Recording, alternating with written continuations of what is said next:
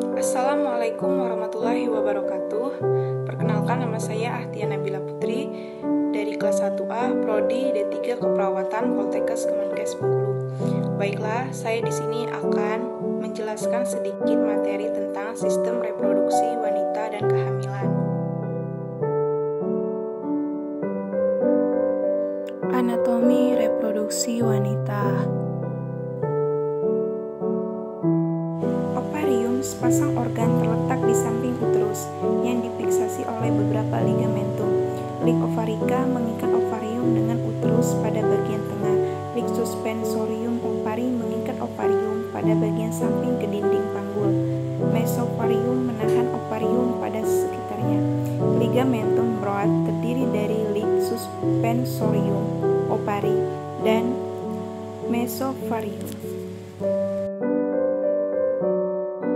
Ovarium suplai darah, arteri ovarica dan cabang dari arteri uterina. Ovarium dilapisi oleh jaringan fibrosa disebut tunika albugenia yang membungkus lapisan epitel ovarium disebut epitel germinativum. Lapisan epitel germinativum terdapat di korteks ovarium yang isinya folikel.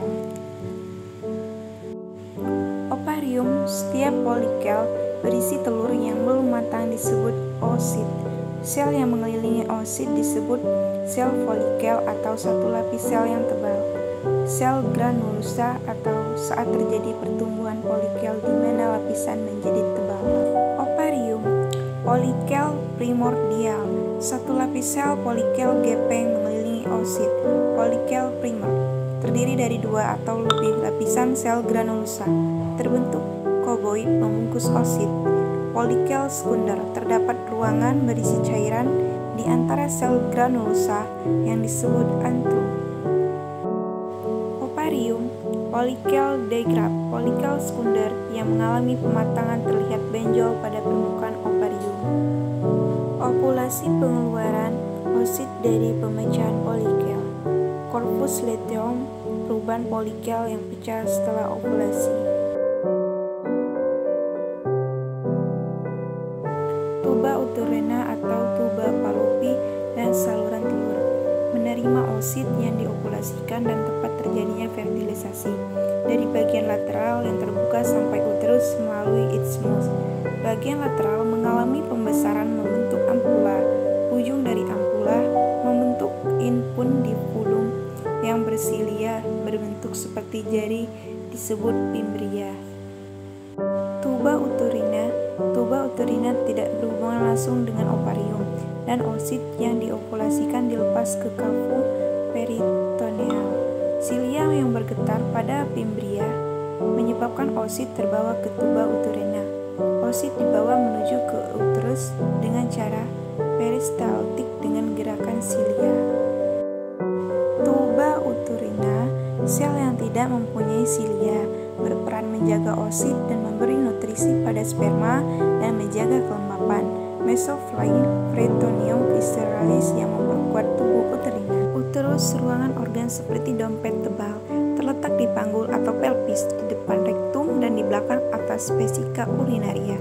Korpus, bagian terbesar dari uterus. Fundus, bagian atas yang membulat tempat masuknya tuba uterina. Isthmus, bagian yang sempit antara korpus dan serviks. Uterus, serviks, leher sempit di mana menonjol sampai vagina. Kanalis cervicalis, rongga pada serviks yang menghubungkan antara vagina pada bagian luar, korpus uterus pada bagian dalam. Kelenjar serviks mensekresi mukus yang menutup pada bagian luar dan menahan sperma kecuali pada masa subur. Pendukung uterus, mesometrium, bagian dari ligamentum broad atau latum yang memperkuat uterus sebagai lateral. Ligamentum cervical lateralis, ligamentum yang memperkuat serviks dan vagina bagian depan ke dinding pelvis. Ligamentum uteroskal, sepasang ligamentum yang memperkuat uterus ke sakral. Ligamentum rotundum mengikat dinding depan uterus sampai ke labia mayora. Dinding uterus terdiri dari 3 lapis. Yang pertama perimetrium, lapisan serosa terluar kelanjutan dari peritoneum visceralis. Yang kedua, myometrium, lapisan tengah berupa otot polos yang saling menyilang. Yang ketiga, endometrium, lapisan mukosa merupakan dinding kapung uterus. Dinding uterus, lumen of uterus, epithelium, capillaries, uterine glands, venous sinusoid, lamina propria of connective tissue, spiral atau colite, arteri, striate artery. Endometrial vein, smooth muscle fibers, radial artery, arcuate artery, uterina artery. Endometrium, terdapat beberapa kelenjar uterina yang dapat berubah panjang dan ketebalannya. Stratum fungsional, terjadi perubahan secara siklus yang merespon terhadap hormon ovarium. Stratum ini akan dikeluarkan saat menstruasi. Stratum basalis berperan mengganti stratum fungsional setelah akhir menstruasi, tidak berespon terhadap hormon ovarium. Suplai darah uterus, arteri uterina, cabang dari A interna berjalan di samping uterus dan bercabang masuk ke dinding uterus. Arteri arcuata, cabang A uterina pada myometrium, nantinya bercabang menjadi A radial. Arteri radial turun masuk ke endometrium dan menjadi A spiralis menuju stratum fungsional, A linear menuju ke stratum basalis. Vagina berupa saluran seperti dompet yang tipis, terletak antara fisika, urinaria, dan rektum, merupakan kelanjutan dari serviks ke arah luar tubuh. Uretra menempel pada dinding depan vagina, berperan sebagai jalan lahir, jalan keluarnya haid, dan organ kopulasi. Vagina, dindingnya terdiri dari 3 lapis, tunica adventitia berupa jaringan fibroelastis, tunica muscularis dari otot polos, dan tunica mucosa dari epitel squamous berlapis. Mucosa di dekat muara vagina terdapat tirai yang tidak utuh disebut hymen. Fornix vagina, ujung atas dari vagina yang mengelilingi serviks. Genitalia eksterna, pulpa atau pudendum, terletak di luar vagina termasuk mons pubis, labia, klitoris, dan KLJ vestibuler. Mons pubis bulat, daerah berlemak di atas simfisis pubis. Labia mayora, melengkung, tertutup rambut, kulit berlemak yang homolog dengan skrotum pria. Labia minora, kulit tidak berambut, terdapat di dalam labia minora, homolog dengan bagian ventral penis. Kelenjar vestibuler mayor, kelenjar berbentuk kacang hijau yang terdapat di muara vagina, homolog dengan kelenjar bulboretralis pria, berperan menjaga kelembapan dan melicinkan vagina. Pubertas, periode transisi dari anak-anak ke dewasa, atau mencakup perubahan fisiologis, somatik, dan konstitusional, disertai perkembangan genitalia interna dan eksterna, dan karakteristik seks sekunder.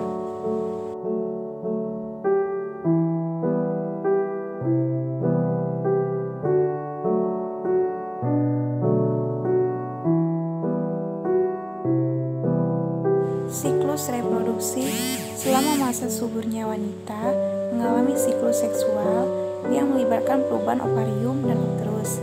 Setiap siklus berlangsung rata-rata 28 hari, melibatkan proses oogenesis, aksis hormon, hipotalamus, hipofisis, ovarium, atau mengontrol jalannya siklus, yaitu siklus ovarian, siklus menstruasi, atau uterin.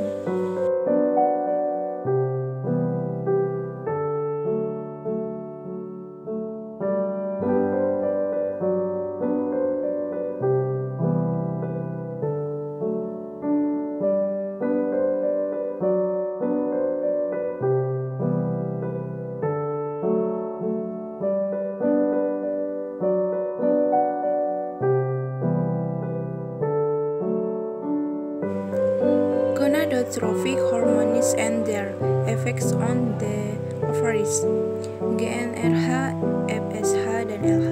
Masa anak hampir tidak ada FSH dan LH yang disekresi. Umur 9-12 tahun, FSH LH mulai disekresi secara progresif menyebabkan onset siklus menstruasi atau normal 11-15 tahun. Periode perubahan tersebut pubertas awal pertama kali siklus menstruasi atau seksual. Interaksi hormon selama siklus ovarian.